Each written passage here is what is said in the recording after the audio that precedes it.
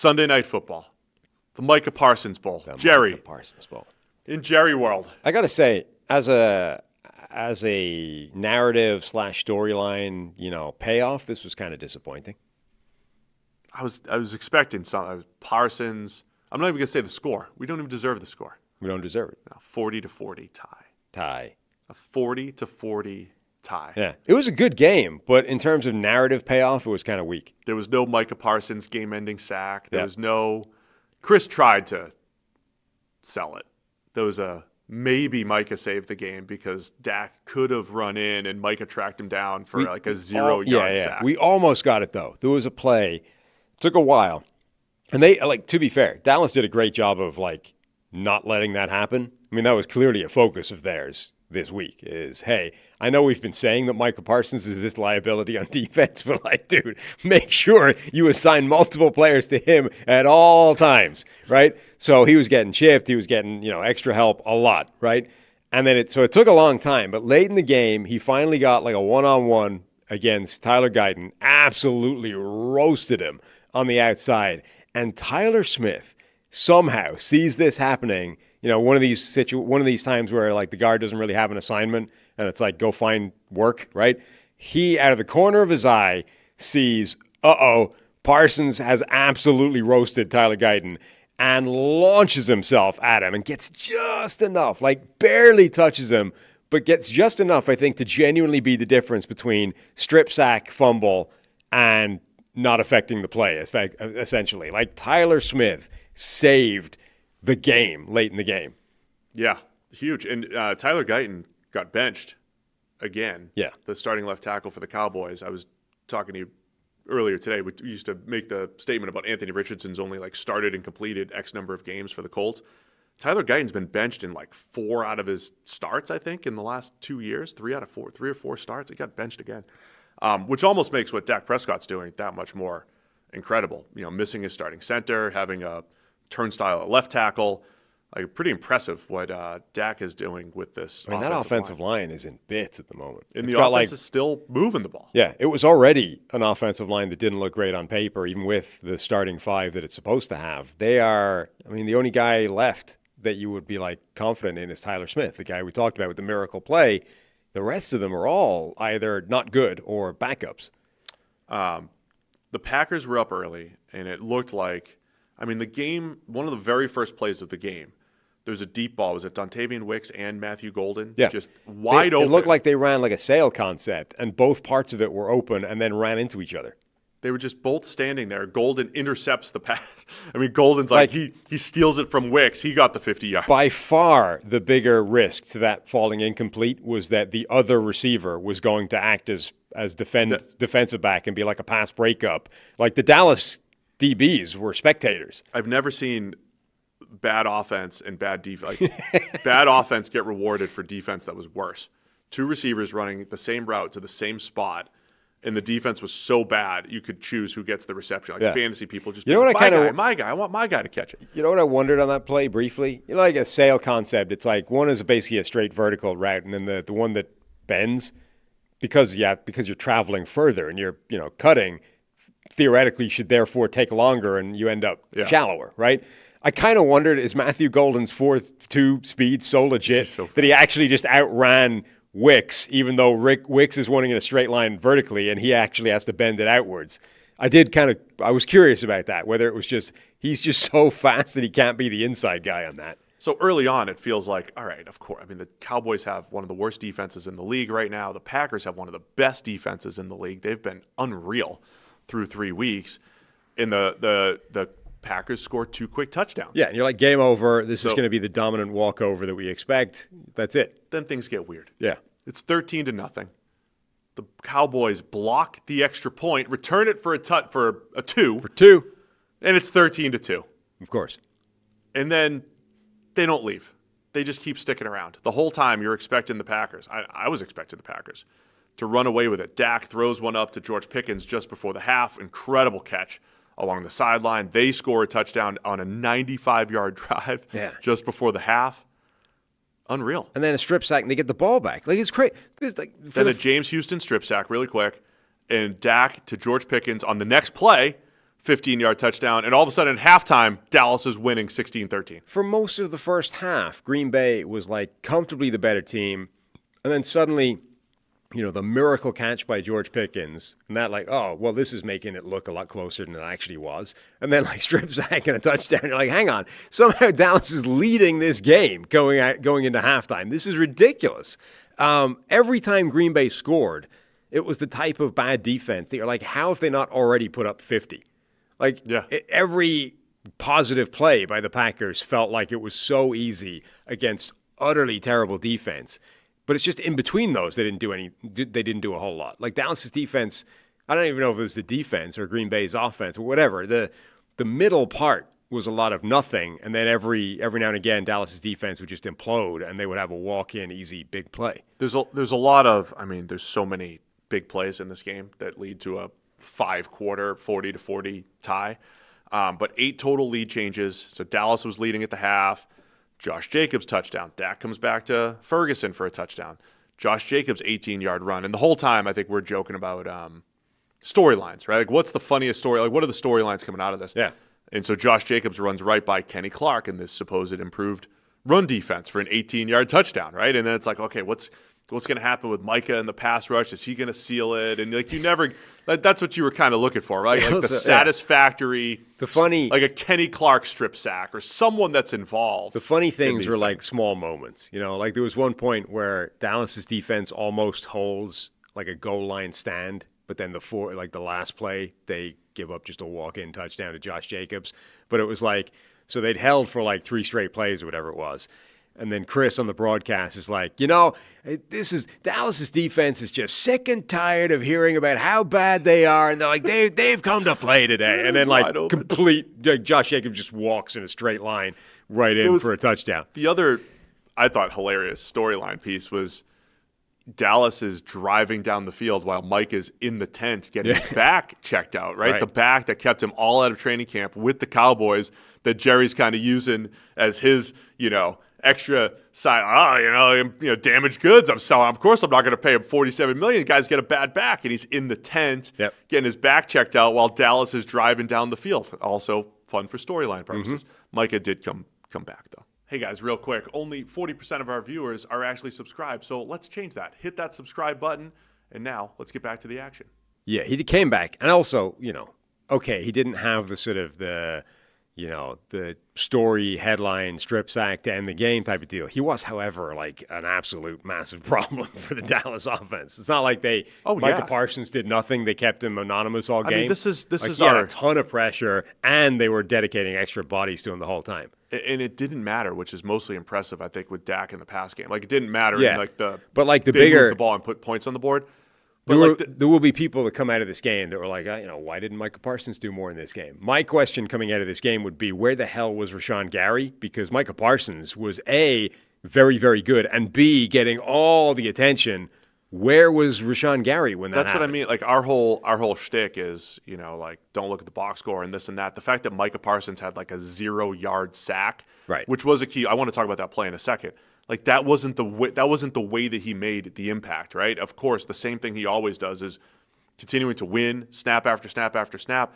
There was a play too. The defense was so bad in the back 7 for Green Bay at various points. One of the various touchdowns, I can't remember which one it was, for Pickens. Dak gets rid of it quickly, throws it just a little hitch route, and Pickens breaks a tackle and runs in for a touchdown. Parsons smoked him on that play. Right. And my joke, pass rush win rate, we're always arguing, doesn't matter if you win 30% of your rushes. If you don't get sacks, it's we lose that one because Parsons won almost immediately. He pops Dak, but Dak gets the ball out in 2.1 seconds. Yeah. And Pickens and Carrington Valentine whiffs on a tackle, and it's a 28-yard touchdown. Parsons made a massive impact in this game, but the rest of the Packers, back 7, coverage, other pass rushers just weren't helping out. The sack, though, was interesting to me. It was a chance to win the game for Dallas. They ran the Edelman play from the Seahawks Super Bowl, the game-winning touchdown where you run a little play action, you run a little whip route, and if that's not there, you've got the crosser behind it. It's a pretty good play that works well in the red zone. Nothing was open. Dak tries to run it, had some room to maybe run it in for a touchdown, and Micah Parsons tracked him down from behind. Same sack he had in week 1, I believe, against Goff, the track down sack. It was a big play. But that was like the only time Parsons really showed up on the stat sheet other than, pressures and hits and hurries. But it was a big play to save a potential scramble touchdown. Yeah, it was a great example of how, like, the guy's impact in a game is not necessarily statistically reflected, but the conclusion to draw from that is not, well, where was Micah Parsons in this game? It was, that dude was fantastic. And honestly, I would be wondering why Rashawn Gary didn't have 4 sacks. Magnus in the chat, too, mentions Javonte Williams. He just continues to impress for Dallas running the ball. I mean, I know Dallas is becoming like a bit of a punchline here, and they're sitting here at 1-2-1. Some moves are good, like the George Pickens move now with CD Lamb out. It's I don't want to say it's a risky move, but you just don't always know what you're going to get from Pickens. He's had games like this before where he's contested catches and he's open and he looks like a wide receiver 1. Man, if you get this Pickens, what a trade for Dallas. Now it's a matter of seeing that week to week. The Javonte deal, a buy low on Javonte Williams, who looks the best he's looked maybe since UNC. Never forget rookie season. So there's a lot of things Dallas is doing well. Look, if their defense could just play better. Dak is playing out of his mind. George Pickens has a game like this where he shows that he can be the guy without CeeDee Lamb there. Javonte Williams is running really well. They're getting plays out of other supporting cast receivers. I mean, Jalen Tolbert in overtime with that ridiculous Chris Carter-like catch play from both sides. Like, amazing throw by Dak.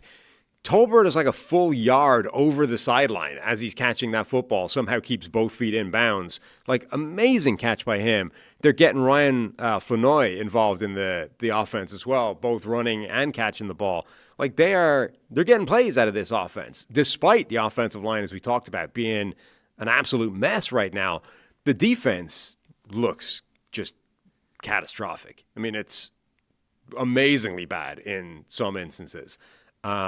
And that's going to obviously cap how good this team can be. But you have to give real credit to the offense.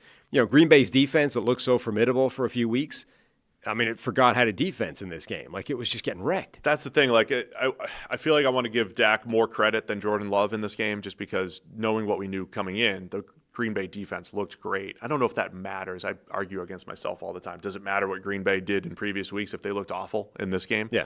But you're dealing with your offensive line injuries. Micah is bearing down on you a ton in this game, and you're making throw after throw after throw. So I was really impressed with Dak. I was impressed with Jordan Love, too, and his ability to bounce back, even though Dallas' defense had not been great coming in. And then you have the end of the whole overtime thing, right? It's 37-37. Dallas goes down. They kick the field goal, and then Green Bay has a chance to match here. And they can match it and tie, and then it becomes sudden death, but they take up the most of the quarter, almost blew it at the end of the game. Jordan Love, they've got no timeouts.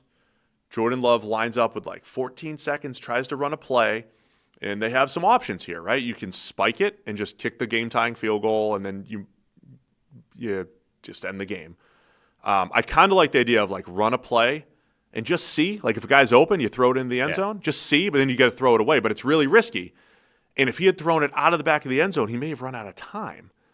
And he throws it, it falls incomplete, and they leave 1 second on the clock, and then Packers kick the game-tying field goal, and we all go home with a tie. But that was critical because it was, it was third down. So if they had just spiked the ball, you got to kick. Like, that's it. So if you want a shot to win this game, you have to run a play. You can't spike it and run another play. Yeah. You have to get up and run another play. They felt slow doing that. Exactly. If you spike it, your decision is now, do you want to win the game and, run a play, but the alternative is losing the game? Or you can kick to tie the game, but winning is now off the table. So if you want to actually win the game, you do have to run something on that third down. You can't just spike the ball and go again. So that is a part of the equation. But, yeah, it was risky, and they almost got punished for it.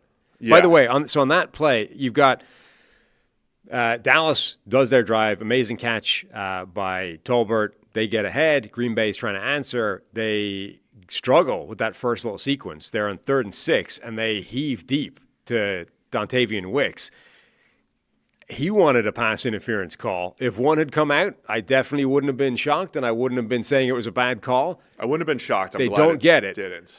They don't get the pass interference call, and they have to run a play on 4th and 6 to keep that drive moving in the first place. They go to Matthew Golden over the middle, and they move on.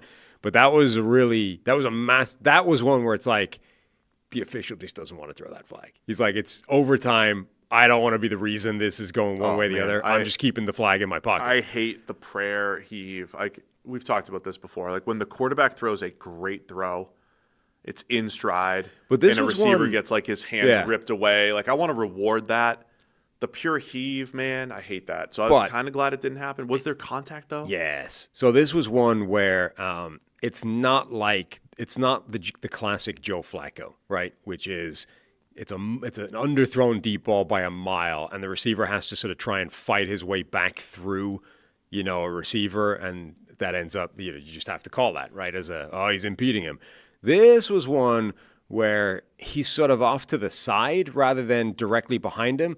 So he makes the adjustment, back on what ends up being like a back shoulder throw, not intentionally, but it ends up like as a back shoulder. So he makes the adjustment back like this, and as the corner just keeps running in a straight line in the wrong direction, he like takes a swipe at his arm, and it's like, had it come out, I would not have been saying that was a bad call. Put it that way. My only complaint would have been I hate the spot foul and. Oh, it's a massive high leverage play. I mean, that would have put them at the 45 or whatever. And that was the Mahomes heave before the half last week against the Giants. I didn't even know if that was pass interference, but if there's like any contact and the receiver falls over, it's immediately going to get called. Yeah. And by the way, the other part, 50 yards. The other element of this is even with the contact, I think Wick should have caught that. Forget whether or not through to his hands. Yeah, forget whether or not you want a flag on that play. I think Wicks had made the adjustment, and the ball kind of landed in his gut. Come up with it, like catch the ball. Were there any? It's one of the. I usually like to write down all the, the high leverage plays. Yeah. Romeo Doubs with a huge game with 3 touchdowns. The high leverage plays and the order. It's just there's too many. Any other specific plays that came up here, or high end takeaways here? The Packers are now 2-1-1. Yeah. And the Cowboys are 1-2-1. Yeah, I mean none beyond what we've already talked about. I would be concerned. I don't know what happened to that Green Bay defense in this game. I mean, okay, you can give credit to Dak Prescott, to George Pickens in particular, and that ridiculous catch before halftime. There were plays that they made that were sort of independent of Green Bay's defense not being good. But like this defense made a bunch of bad plays that they hadn't been making in the first few weeks. Again, I would wonder, like, why was Rashawn Gary and others? I mean, I don't want to mean to single him out necessarily, but why were the non-Micah Parsons people not able? This is why you bring in Micah Parsons this game, right? Yeah. You have Micah Parsons. He's going to get like double-digit pressures. He's going to be double-teamed basically every single play, and he's still going to get close to getting a strip sack to sort of end the game late on. But he's getting this much attention and getting pressure. Where's everybody else? Yeah. Like that means nobody else is getting any additional attention. You're all singled up. Like this is why you bring him in. This guy is getting all the attention, so you're now one-on-one all game. Go and get your own double-digit pressures and a sack and whatever. And instead, the rest of that crew, combined for very little. From an overtime perspective, this wasn't really the new rules in action because there was a field goal. You've been able to match the field goal for a while. So matching a touchdown, we didn't get to see that necessarily. My only takeaway is I just would make overtime 15 minutes. You want 10. More of that. That's your takeaway. I would just make it 15 minutes because then you probably have more opportunities for a third possession. And that's a good thing. Yeah, to try to find a winner rather than a tie. I think the goal should be to try to find a winner without overtaxing the players. Like, I don't want any I hate college overtime for the NFL. I never want to see this 63-60 game where a guy throws 7 touchdowns because they just happen to start in the red zone 4 times in overtime. So I don't want to see that. But if you're going to have a 10-minute overtime, like just make it 15, just having one more quarter. Because there's a balance, right? It's the regular season. You don't want to tax the players. We believe in player safety here at the NFL, the National Football League. We believe in the players and taking care of the players. So you can't have double overtimes. You can't have these guys killing themselves with extra snaps.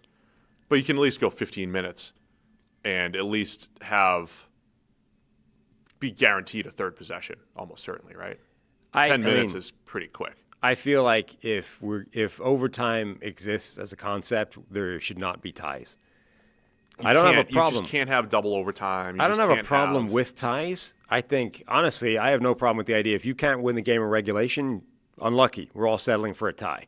And everyone's like, oh, no, ties are the worst. Well, we've accepted ties. They're a thing. They just happened, right? So we're not against ties in concept. They are here. We are willing to accept a tie if the game ends after 10 minutes of overtime. So that's not a reason to not have a tie. If you've decided, no, ties are disgusting, it's un-American, we're not standing for that communist crap, we're going to end the game and we're going to find a winner. Well, then do that. Find a winner. Don't play overtime and then still settle for a tie.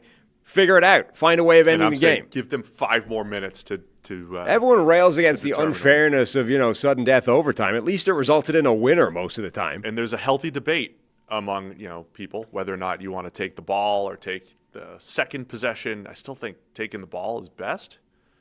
I get both sides though. Because once you take the ball, if there is a third possession, you get the sudden death opportunity. Yeah. If you have the second possession though, you're going for it on fourth down and you might have more opportunities. I don't know. Anyway, it's a 40-40 game. We had scorigami. 40-40? It was the highest scoring tie. The highest scoring tie since 1964. There was one more. Patriots Raiders, I believe, in 64 AFL game. 43 to 43. So, we saw almost history last night. We saw almost history. Apparently, so people were saying that when it was like 13-2. Apparently, there's been a 13-2 game before. So 13-2. You know the most famous 13-2 game off the top of my head? No. Florida State, Oklahoma national championship. Oklahoma beat FSU 13-2 to win the national title. The national title game. Josh Heupel versus Chris Winkie. Wow. In 2000. 13-2. That was the final score. Chris Winkie, the old man's Brandon Whedon.